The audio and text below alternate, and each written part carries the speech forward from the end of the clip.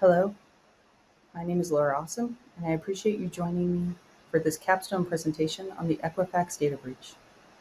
Today, I will guide you through one of the most notable cybersecurity failures in recent history. We will explore it not just from a technical standpoint, but also from a case study in governance, strategy, and enterprise resilience. Let's dive into the profound implications of the Equifax data breach. In 2017, Equifax exposed the personal data of roughly 147 million individuals due to an unpatched Apache Struts vulnerability. This incident highlighted significant failures in several critical areas, including patch management, identity controls, and incident response. It's crucial to recognize that this breach isn't just a story of data loss. It serves as a case study of how operational failures can escalate to board-level crises. What makes the Equifax breach particularly instructive is not just the scale of the data exposed, but how easily it could have been prevented. It challenges all of us, technology and business leaders alike, to rethink how we govern, escalate, and own cybersecurity risks. Aligning leadership with compliance and technical controls is not merely optional, it's foundational to building resilience within our organizations. And as we move forward, let's keep in mind that cybersecurity is a collective responsibility, one that requires governance and collaborative oversight. As we dive into this analysis, let's clarify our focus. This capstone does not simply recount the Equifax breach, it dissects it. We'll be using principles from the MIT xPRO Cybersecurity program to evaluate the failure points. And this isn't just about what went wrong, it's about understanding how we can apply these insights in practicable, actionable ways within our enterprises. Cybersecurity is a business imperative, not just an IT function. The breach exemplifies how weak governance and siloed oversight transformed a known vulnerability into a catastrophic event. We'll analyze key breakdowns like those in patch validation and credential handling that allowed attackers to prolong their presence undetected. And we'll frame our discussion using frameworks like the National Institute of Standards and Technology Cybersecurity Framework and the Center for Internet Security CIS controls, which will guide our recommendation for a remediation. Remember, the Equifax breach is not just a cautionary tale, it's a catalyst for shifting our approach to cybersecurity from mere compliance to strategic resilience. As we dive into the timeline of the Equifax data breach, let's take a moment to reflect on two critical aspects: the technical blind spots and the leadership breakdowns that contributed to this incident. The timeline reveals a cascade of missed opportunities, starting with the Department of Homeland Security and the United States Computer Emergency Readiness Team advisory issued on March 8, 2017. We see that Apache Struts vulnerability was publicly disclosed, yet Equifax failed to act swiftly. An internal email alert went out, but the patching validation was overlooked. If we fast forward to May 13th through July 29th, this is when the attackers operated undetected, exfiltrating sensitive data for over 40 days. The lack of alerts due to the expired SSL certificates and weak outbound traffic inspection enabled this breach to escalate. This isn't just a technical failure, it's about trust erosion. On September 7th, 2017, Equifax finally announced the breach, revealing a 76 delay in disclosure. This delay not only led to reputational harm, but also raised significant questions about leadership accountability. This timeline is more than just dates. It's a wake-up call for organizations on the importance of proactive cybersecurity measures and the need for action between technical and leadership teams. If we examine the exploited vulnerability, it's a critical moment in March 2017. We're focusing on the Apache Struts CVE-2017-5638, a vulnerability that enabled remote code execution through manipulated content type HTTP headers. Despite being publicly disclosed and receiving alerts from the Department of Homeland Security and the United States Computer Emergency Readiness Response Team, Equifax did not verify their internal remediation efforts. This inaction transformed a potentially minor issue into a major breach, giving attackers an easy entry point. Through remote code execution, unvalidated content type headers led to command injection, which should have raised immediate concerns. Through the Jakarta parser input flaw, inadequate input sanitation allowed for harmful header parsing, revealing the weaknesses in their security measures. And with a common vulnerability scoring system rating of 9.8, which is critical, the severity was evident, yet the failure of remediation persisted. In summary, this vulnerability was not merely a technical error, it was a significant lapse that enabled a disastrous breach, underscoring the crucial need to prioritize cybersecurity within our organizations.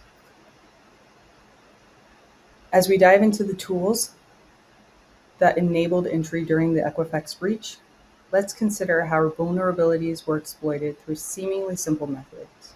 First, we have Showdown. This tool allowed attackers to perform reconnaissance by scanning for publicly exposed Equifax assets, running Apache struts. It highlights a crucial point even basic tools can uncover: significant vulnerabilities. Next, we look at Metasploit. This exploit framework was used to deliver the payload for the CVE-2017-5638 vulnerability, enabling remote command execution on the vulnerable systems. It's essential to recognize that these tactics are well documented in the MITRE ATT&CK framework, specifically in Exploit Public-Facing Applications Technique T1190 and Command and Scripting Interpreter Technique T1059, showcasing common patterns of initial access and exploitation. As we move forward, keep in mind that the ease of exploiting these gaps reflects a broader issue of oversight and preparation. The tools may vary, but the underlying vulnerabilities stem from a lack of proactive cybersecurity governance. Now let's discuss the technical weaknesses that enabled the Equifax breach. First, we had plain text admin credentials. This means sensitive access credentials were stored unencrypted, which significantly increased the risk of privilege escalation for attackers. Next, expired SSL certificates played a critical role. They blocked outbound traffic inspection, which limited visibility into data exfiltration activity. This lack of oversight made it easier for the breach to go undetected. And finally, the absence of security information event management logging and endpoint detection and response visibility. Without centralized logging or endpoint detection, the ability to detect and respond to the breach was severely hindered. It's crucial to understand that without modern monitoring and effective segmentation, this breach was not just a break-in, it became a walkthrough. Additionally, the flat network architecture allowed unrestricted lateral movement across systems and databases, which facilitated the attacker's path from entry to concealment. These technical weaknesses created an environment for exploitation. Today, we delve into the governance and cultural failures that significantly escalated the Equifax breach. First, let's discuss the critical issue of no board-level oversight. Cyber risk was not viewed as a strategic concern. This lack of visibility at the board level meant that management decisions around patching and risk were effectively blind. Next, we have no patch tracking or verification. Even when the internal alerts were raised, management did not track or confirm the patch actions. This is a clear gap in the accountability and follow-through. And lastly, the siloed cybersecurity function is noteworthy. Security was confined to an isolated IT issue, creating a disconnect between cybersecurity and overall governance strategy. This disconnection contributed to a delayed executive awareness of the breach. These governance failures not only created vulnerabilities, but also left leadership in the dark until it was too late, amplifying the impact of the breach and its repercussions. When examining the critical missteps that the breach response turned into, a technical issue into a reputational crisis. Delayed disclosures.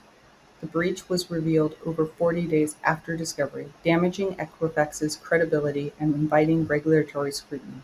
There was inconsistent breach tools. A confusing public response tool provided conflicting information, undermining trust during a critical time. And there was poor internal coordination. There was a lack of unity among legal, PR, and cybersecurity teams, which led to delays and compounded errors. These missteps underscore the importance of cohesion and timely crisis management responses. Let's learn from these experiences for future improvements. And now let's dive into the ethical and legal fallout that reshaped Equifax following the breach. First, we must acknowledge that the executive stock sales, just days after the breach was discovered, where executives sold nearly $2 million in stock before any public disclosure. This act not only sparked outrage, but also caught the attention of the Securities and Exchange Commission, raising significant ethical concerns about leadership's accountability. Next, there was a collapse in public trust. Consumers perceived the delays in communication and the executives' actions as self-serving, further exacerbating the reputational damage during an already challenging time. And lastly, we cannot overlook the financial repercussions. The breach triggered over $575 million in fines and settlements, making it one of the largest consumer data breach settlements in U.S. history. This situation led to multiple investigations by the Federal Trade Commission's Government Accountability Office and several congressional committees, all seeking to hold Equifax accountable for its breach handling and leadership oversight. As we transition to our next topic, keep these ethical implications in mind as we discuss how to activate a robust incident response plan. If I had led the incident response team, my approach would have included activating the incident response plan, or IRP, within 24 hours, isolating the affected systems and applying the necessary patches, coordinating efforts among legal, public relations, and cybersecurity teams to maintain transparency, providing early notifications to regulators and offering consumer support before any press releases, implementing ethical oversight such as executive trade freezing to maintain public trust, and finally, 30 days after the breach, conducting red and purple team drills to update our incident response outcomes. And as we look ahead, Equifax and any organization that protects sensitive information must adopt a defense in-depth strategy for data protection that includes automated patching supported by service-level agreements, zero trust architecture and network microsegmentation, multi-factor authentication, privileged access management, and ongoing monitoring via security information and events management and endpoint detection and response. Each of these controls aligned with the standards set by the National Institute of Standards and Technology and the Cybersecurity Framework and the Center for Internet Security. Remember, no single control is sufficient. Resilience must be layered. The key takeaways: cybersecurity has evolved beyond solely an IT function. It is now a vital strategic business necessity. Building a robust cybersecurity framework from governance to detection, from cultivating to strong culture to effective crisis communication, we must establish systems that not only anticipate potential failures, but also practice responses and emphasize trust. Cyber risk is a concern that reaches the boardroom. Resilience represents leadership in action. And as we transition into the framework mapping, let's take a moment to understand how NIST Cybersecurity Framework and CIS controls align with our defense in-depth strategies. This alignment is crucial as it provides structure that not only enhances our security posture, but also integrates seamlessly into the broader organizational risk management strategy. The National Institute of Standards and Technology, NIST Cybersecurity Framework, provides a comprehensive framework for managing cybersecurity risk. It emphasizes the prevention of incidents, but also preparation, detection, response, and recovery. The Center for Internet Security, CIS Controls, provides actionable guidelines that organizations can implement immediately. By aligning with these controls, we ensure that our security measures are practical and effective. This framework mapping is not just a one-time task. It requires ongoing evaluation and adjustment to stay ahead of evolving threats. It's about creating a culture of continuous improvement and vigilance. Thank you for allowing me to present this analysis.